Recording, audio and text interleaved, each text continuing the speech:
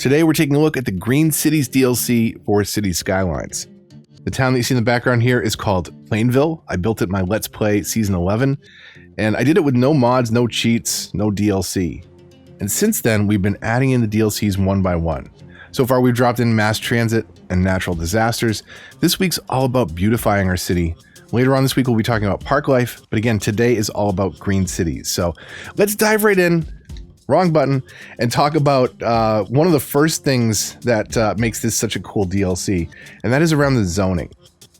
So you still have the same types of zoning: low and high density residential, low and high density commercial, and industrial and office space. Now, some of those zones, like industry, had different types of specializations we could stamp down, and now we have that same option for residential and commercial. When it comes to green cities, there's also a specialization for offices as well. So we've got a little bit of each type of demand. So let's go find a spot for a little neighborhood somewhere. You know, maybe right here. This would work.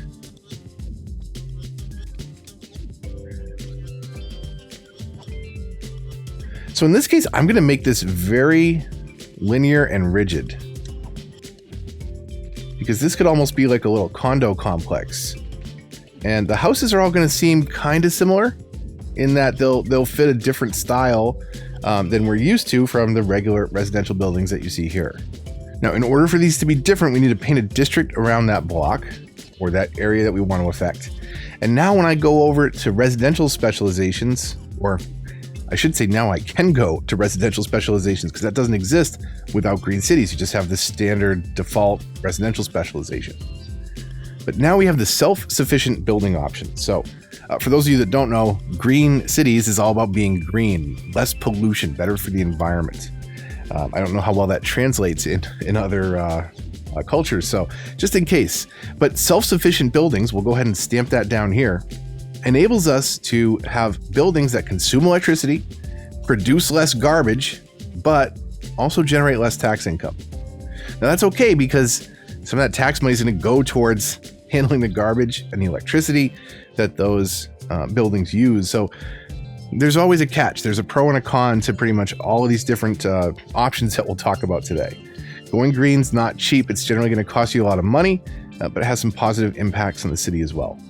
So we've stamped down some zoning, we've applied a district and a specialization, and now when those buildings move in, we'll see that in comparison to the regular houses, which have much more varied looks, you know, you have some Art Deco, some townhouses, depending on the size of the lots, some different things will move in. The buildings here are much, I don't want to say generic, they're much more modern looking, but they don't vary that much, certainly in terms of color palette.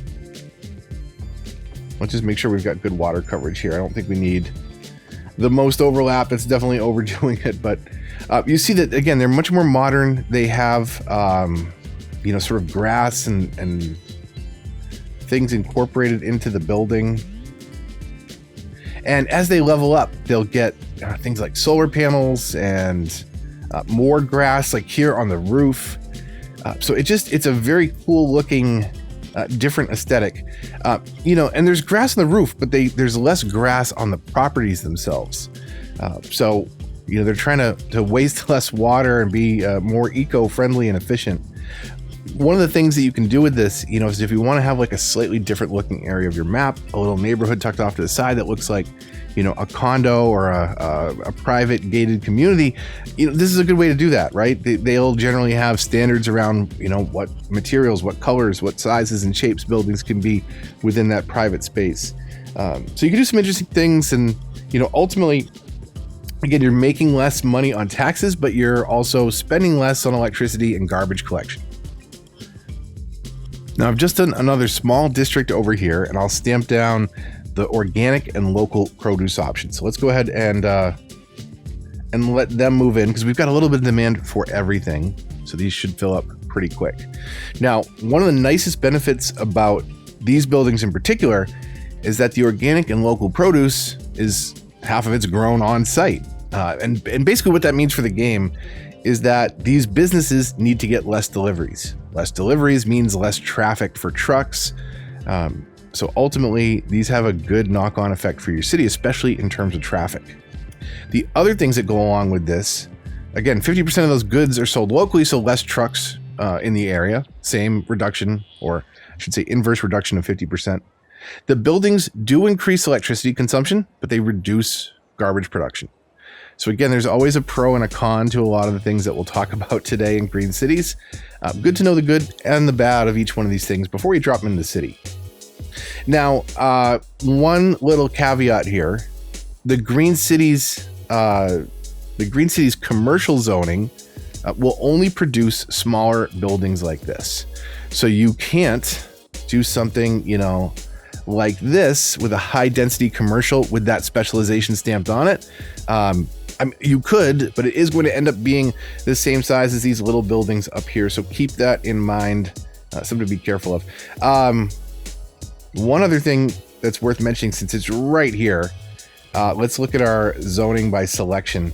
It's a little 2x2 square. So if you did something like that, right, you might have a little parking lot like that move in. And I think there's a 4x3 or a 4x4 even. You could use that as a little trick for creating some parking lots where there aren't really good options for that in the game.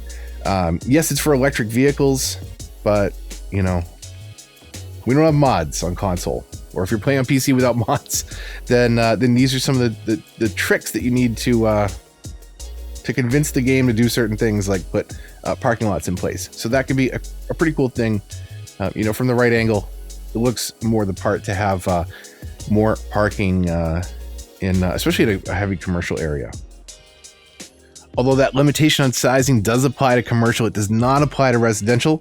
So I wanted to give you a look at some of the green cities residential buildings. Now, these are stage 1. These are in their infancy, but as they level up, they too will get more grass in the building, giant solar panels on the roofs, and it will look quite different from what it does now. But they have a different look and feel from the default buildings. And again, as they level up, they'll go through various stages of improvement, going greener and greener. In fact, there's already some upgraded solar panels on that one. You've got some grass on the roof there now. So as you can see, as those go up in levels, they will change. So be patient, see what they look like in their final stages, and incorporate those into your city. I think they can be really cool.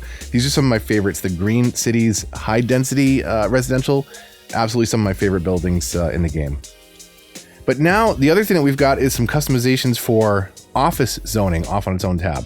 Now, office does meet industrial specialization. It doesn't have its own little light blue color down there in the bottom. That's commercial, the residential, commercial, and industrial demand meters in the bottom right. But in this case, we can meet office demands or industrial demands with a different type, and that is IT cluster.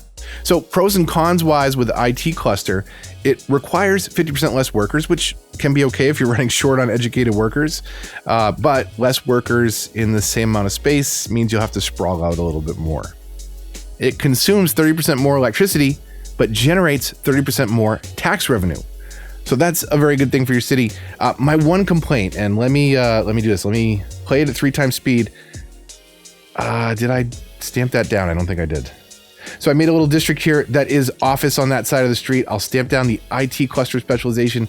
My complaint about this one in particular is that there aren't enough variations in the buildings. So do IT clusters in very small pockets around your city where you want the tallest of the tall buildings to be.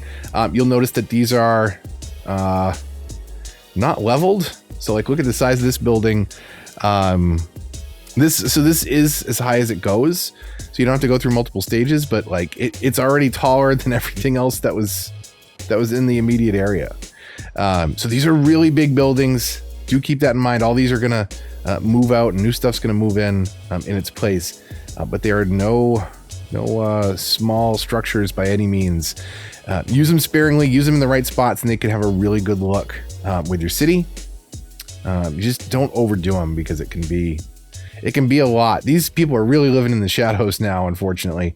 We might ditch this, but I do really like the look of these buildings. So maybe we'll look at incorporating them someplace else, like maybe where our apartments were. Maybe we do another apartment complex over here somewhere might make sense.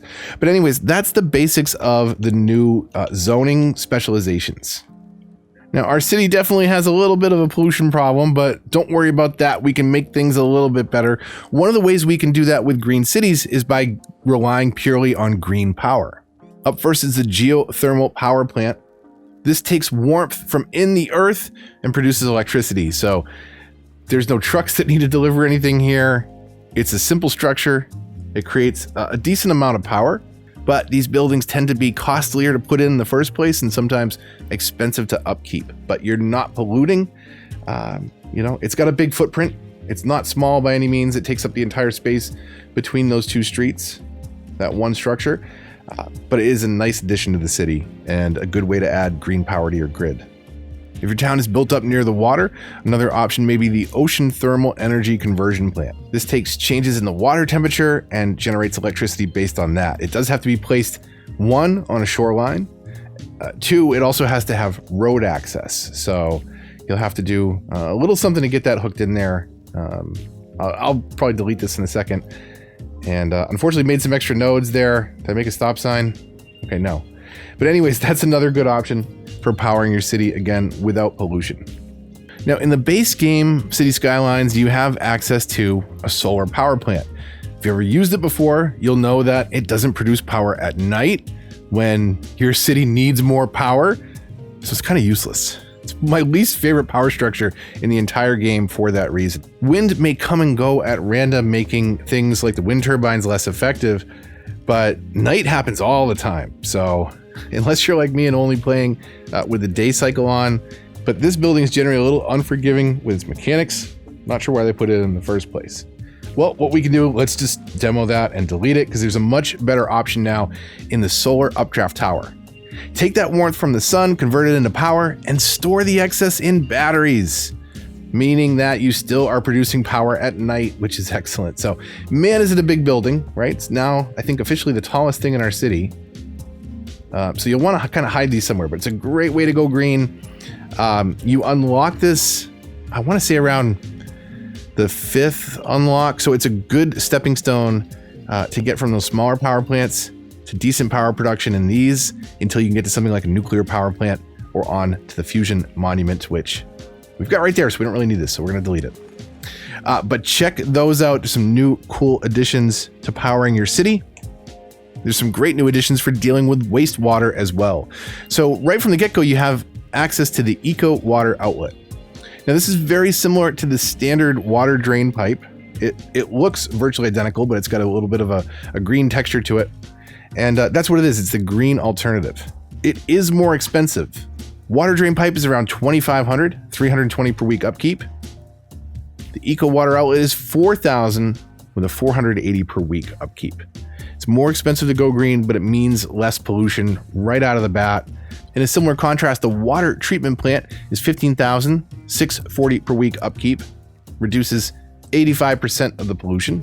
The Eco Water Treatment Plant is $25,000 with a $560 per week upkeep. It purifies sewage, making it very clean and ready to be let back into a body of water. When you're using a building like this, in combination with the Eden Project, it means that you can dump out sewage right next to where you're intaking water for drinking, and it won't make a difference because it's technically not polluted. Don't try that trick without green cities and without the Eden Project affecting your town. There's still ways that you can mess it up, but it has a tremendous impact on the cleanliness of your water. Speaking of cleanliness, if you take a look at my city, there's a little bit of pollution in the top of the screen, the industry area, and there's another one in the middle in this industry area. By far the worst part, though, are these incinerators. So let's go ahead and get rid of those today. We're going to replace them with recycling plants. So a dump, a landfill, is $4,000, $160 per week upkeep. Incineration plant, pretty expensive, $30,000, $1,440 per week upkeep. For those of you getting by with the incinerators, though, and no landfills, certainly the recycling center seems to be a better option. Now, this has a couple nice knock-on effects. One, it doesn't pollute as much as those other options that we saw before. Two, it provides a decent amount of capacity in terms of the number of trucks that go out there. It handles about half the garbage processing rate that an incinerator handles, but it's a lot cheaper to run per week.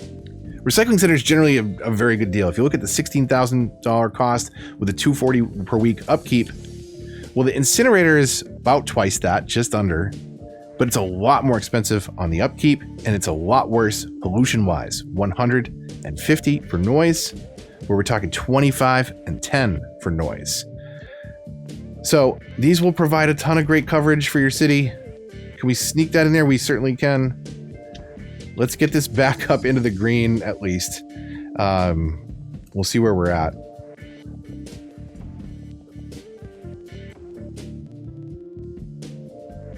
Now, this is going to be a bit of a mess because we just sent out all of the garbage trucks at once, but we'll be able to reduce that in a little bit when we drop in something like the Green Cities Monument, the ultimate recycling plant. Well, the recycling centers are one way to handle your garbage in your city, do it with less pollution, less noise pollution, and less negative effects. Also, take some of the things it recycles and can send it off to industry. So not too bad to have this close to an industrial area, since in theory they could use some of those excess goods. Now, if you have some pollution in your water, a floating garbage collector is a pretty good thing for that. So you just basically drop that in the water as water travels through. It reduces the pollution on the other side of it as it flows through. If you put a couple of these in key spots in your rivers and water flows where you do have pollution, you really can make a big difference and reduce its impact, and certainly how much it impacts the view of your shore, so that it's not filled with sewage and filled with fresh water instead. Now, living green also has its health benefits. So if we go over to the health tab where we find things like our hospitals, healthcare, cemeteries, crematoriums, we also have a couple other things now in the form of the sports hall and gymnasium, the community pool, and the yoga garden. These all come with a small health benefit to the area around that building. Healthier citizens are happier citizens. Generally, it'll help them also find more money to level buildings and pay for taxes and things like that. So keep them happy, entertained, healthy. It will pay in the long run. Drop some of those buildings in your map, and I was going to say see the health effects, but you probably won't notice the health effects, let's be honest. But nice little decorations for your map, certainly, that also, again, contribute to happiness in the local area. Now, thanks to the Hadron Collider Monument, we don't really need education facilities in this town, but since you probably will at some point in your city, it's important to talk about some of the options that we get for green cities. So, traditional school building, let's take a look at that for a minute. The standard elementary school costs $10,000, $160 per week upkeep. We can also see the water and electricity usage, as well as student capacity at the bottom of the screen. The Green Cities equivalent of an elementary school is the community school. And here we can see it's just a little bit more expensive overall to put in. It's a little bit more expensive to upkeep. It uses less water and electricity, so you're making some of your money back there in the long run. But it also supports less students, so you'll need more of them. It has an extra little small side effect of the green area where roads are around a supported school. It'll actually support a little bit further, which is ironic because it supports less students, but there is some tangible benefit to that, right? Its outreach is a little bit better for more spread out communities. So something to think about, definitely something for different aesthetics and looks. And if you're going hardcore green city, then you'll want your schools to be the same as the rest of your infrastructure. Now, over here on the other side of the street, we've got the same thing again. It's the high school. And in this case, the Green Cities version of the high school, the Institute of Creative Arts. Again, it's a little more expensive to put in. It's more expensive to upkeep. It uses less water and electricity. It also supports less students. But looks very cool, very different. Something there to shake up the build and the look of your city. So, just mix and match some of those in there if you've got the DLC and change things up a bit. And as you probably imagine, it's the same approach on the university side of things. Standard university there. Across the street, we've got the Technology Institute. And this one, again, more expensive to drop in, more expensive to upkeep, uses less water, less electricity, and supports slightly less students. But they all do it with their own look and feel. So mix and match those into a city and, flex those creative muscles. Make things look a little better while you're also making them friendlier for the environment. Now over here we have our standard bus depot. The only transportation option that really changes in Green Cities is around buses, and it's the Biofuel Bus Depot. So with this one, you could ditch that old bus depot, put in a Biofuel Bus Depot instead. The buses are quieter than regular buses, so there'll be less noise pollution, but they carry just as many people. So again, more expensive, more to upkeep, but also better on water and electricity, and in this case, noise pollution as well. Something to consider if you use a lot of buses. Biofuel buses basically do the same thing, but they're quieter.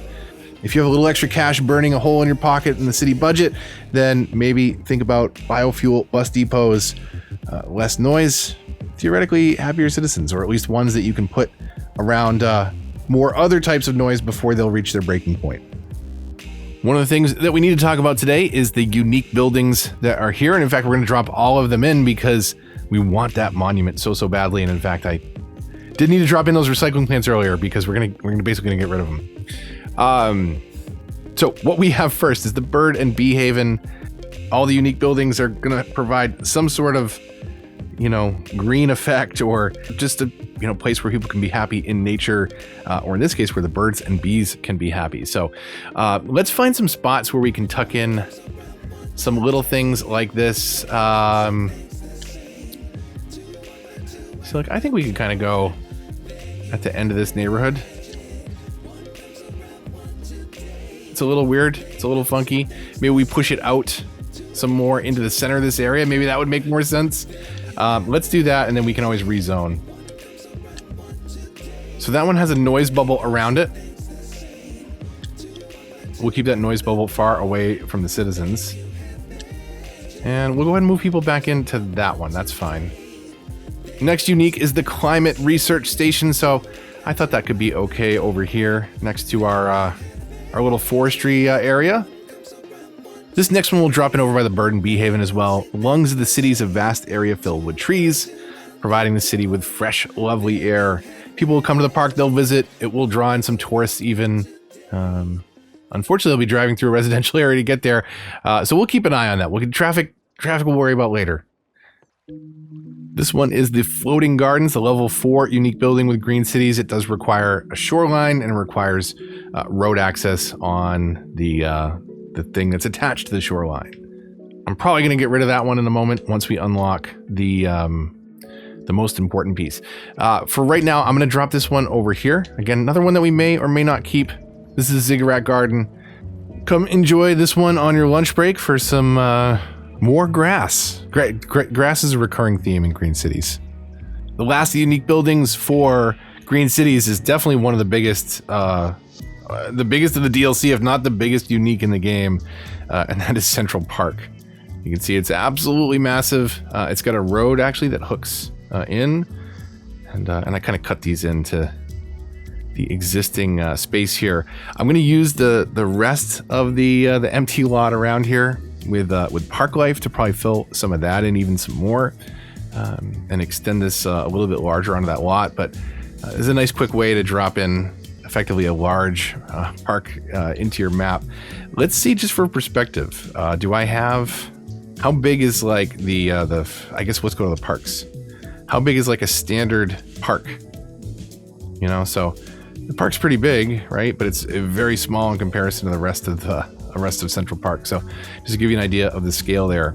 Once you've got all the unique buildings from Green Cities on the map, and each of them have, I think, some different requirements to unlock. That's not what this is about today. Now we have the ability to drop in the ultimate recycling plant. So let's pause. Let's do that. We're going to get rid of all these recycling plants that we dropped in earlier.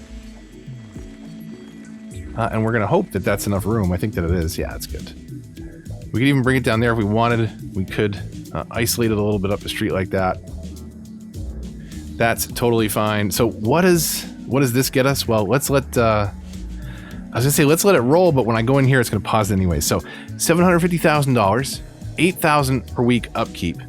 It's a monument that can manage huge amounts of garbage and process it into electricity, goods, and raw materials. So you're making stuff, you're making electricity, and making it so it does not pollute. You'll notice that it does a decent amount of noise pollution. It does not do any standard pollution. So we're good there. We've made quite the improvement over where we started with a little bit of pollution with recycling plants. And obviously before that, at the beginning of the episode, we had incinerators, which pollute like crazy. But here's the other thing. There are 100 trucks that will roll out from this facility. So as long as it's relatively centrally located, you should be good to go. Let's fix our water problem up here, since we never ran water up this way. And since I don't think officially been able to do it, let's come over here and let's collapse this cemetery so that we can go back in to demo and replace it. There we go. Oh, they don't have power up there either. I guess I should fix that while we're over here. Right? Probably makes sense. And are those buildings just far enough apart where they don't pass? Okay, so that should correct a little problem right there. We've dropped in a ton of stuff today. What we haven't talked about, there are a couple new policies that are worth pointing out. Certainly this one, I think, makes a lot of sense if you're doing something like the recycling center. Recycling centers work with plus 20% efficiency, cost of $100 per recycling center per week. Since we only got one, we're getting a ton of capacity on top of where we were already at. Garbage-wise, production, we're producing 230,000 units per week, and we can handle 1 million units per week. So we could probably turn that way down. We'd be messing around with it to the point where we'd be worried about truck capacity more than processing capacity. So I'm just gonna leave it, let it do its thing. We're golden. We're done worrying about garbage. Even with all the things that we've done today, we're still making 18,000 per period in the budget. So I'd say we're doing pretty good. There's a couple others that we can use to sort of affect what cars go where, or certainly the polluting ones. So combustion engine ban. Only electric cars are allowed in the affected area, except for residents, businesses, and city service vehicles. This is kind of like Old Town that we've talked about before in my builds, that keeps people that aren't going to a district out of that district, except it's keeping combustion cars out of that district. So one way that you can kind of improve, make quieter a certain area by, one, reducing the traffic that's willing to go in there in the first place, two, making sure that if it goes in there, it might be electric. Electric cars, everyone living in the policy area, which you could do for the city if you wanted to, will switch to an electric car. Costs 200 credit per vehicle per week. So that one is expensive, but you can make it work. Just beware, if you turn that on, it's going to be a huge hit to your budget initially. Filter industrial waste. I think this is a great one to turn on. We're going to go ahead and turn it on. Filter industrial waste. We're going to go ahead and turn that one on. Basically, industrial buildings filter their waste, making them pollute the ground a lot less. 2 cents per industrial building per week. So if we were to come out here, let it play on 3 times speed and look at the pollution around these buildings, or maybe more aptly, it would make sense over here. Pay attention to the edges, because you actually see those edges recede once that policy starts to take effect. It looks like we've got incinerators over here, so we'll have to get rid of those. I saw it just inch back ever so slightly. Ignore the traffic over here. We'll get to that. Don't worry. It's fine. It's no big deal. I've got ideas. This is definitely not the best way with the left-hand turns. We could do a little bit of a highway wrap around there. Anyways, pollution. Look at the pollution. See that? Do you see that? It just went down again. Anyways, filter industrial waste in combination with all the other things we put into our city means that it's just going to be cleaner and healthier and brighter for everybody. And that's not a bad thing. Unless you like dark and dingy and polluted, and then I guess it's a terrible thing. So we talked about a ton of stuff today, all related to the Green Cities DLC. Tune in, I'm hoping Saturday, for a look at park life, which will be another big part of beautifying our city and making it look that much prettier and functional. But also we can cheat a bunch of money out of our citizens in the process of building parks. So if you don't know about that, stay tuned for that. I think it's a fun one. There's so many of these DLCs that are my favorite. This one's definitely one of my favorites. I don't dislike any of them. I certainly use natural disasters the least, but it has my favorite tool in it, and that collapse function. So putting up with the fires is fine in turn for that. We haven't been talking about a couple of the things that come with some of these DLCs in the form of the new maps. There's new scenarios. Of course, new things that can happen in game mean there are new chirps and new chirper hats, new achievements, and all sorts of other things that go along with it. But I really wanted to talk about the game mechanics and those things that can affect any city regardless of where you're building. And hopefully you got a feel for that today and what Green Cities can do for you if you don't have it, or maybe what it was capable of already if you do own it and just weren't using all the bells and whistles. So if you enjoyed, likes, comments, and shares, they all help the channel a lot and they're so greatly appreciated. If you're new here, subscribe for more and consider hitting the bell to get notifications for updates in this and other series. I think I mentioned it before, but stay tuned for Park Life. That will be next. Great way to beautify your city and make some money in the process. So stay tuned for that. If you'd like to support the channel, links to that and lots of other things in the description down below. But until the next one, this is Move the Mouse, signing off.